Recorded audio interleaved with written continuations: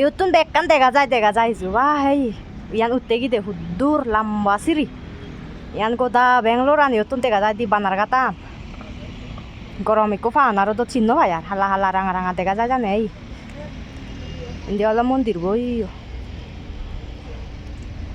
ম্যাগ ম্যাগ ওই রিবরি পিচ্ছু চিহ্ন ভাই ইন্দি জর্দারে কাকা ফান আরো দিকু বে চিহ্ন ভাই এই ফাত্তরুন হুম্বা মা ফাত্তর মুরু অনেকেই ভাবে জীবন মানেই কষ্ট, কিন্তু বুদ্ধের শিক্ষা ছিল আলাদা। তিনি বলেছিলেন দুঃখ শেষ করা যায়, দুঃখ চিরস্থায়ী নয়। এটা তৃষ্ণার মতোই এক সাময়িক আগুন, যা নিভিয়ে ফেলা যায় জ্ঞানের বৃষ্টিতে। যখন মন জানে কিছুই স্থায়ী নয়, তখন তা আসক্তি থেকে মুক্ত হয়। আসক্তি নিভলে মন নিজেই শান্ত হয়, আর সেই শান্তি নির্বাণ।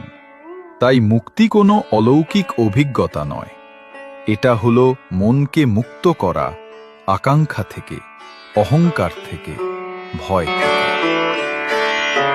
খেয়াল করেছেন কি, যে পানির স্বচ্ছতা সবচেয়ে বেশি সেই পানিতে মাছ থাকে না, কিন্তু যেখানে পানি একটু ঘোলা শ্যাওলাযুক্ত সেখানেই প্রচুর মাছ পাওয়া যায়। মানুষের জীবনও ঠিক তেমনি। যে মানুষ সবসময় সত্য কথা বলে, সৎ পথে চলে, তার চারপাশে খুব কম মানুষ থাকে। কিন্তু যে অসৎ পথে হাঁটে, মিথ্যা বলে, খারাপ কাজে লিপ্ত থাকে, তার চারপাশে মানুষের ভিড় লেগেই থাকে।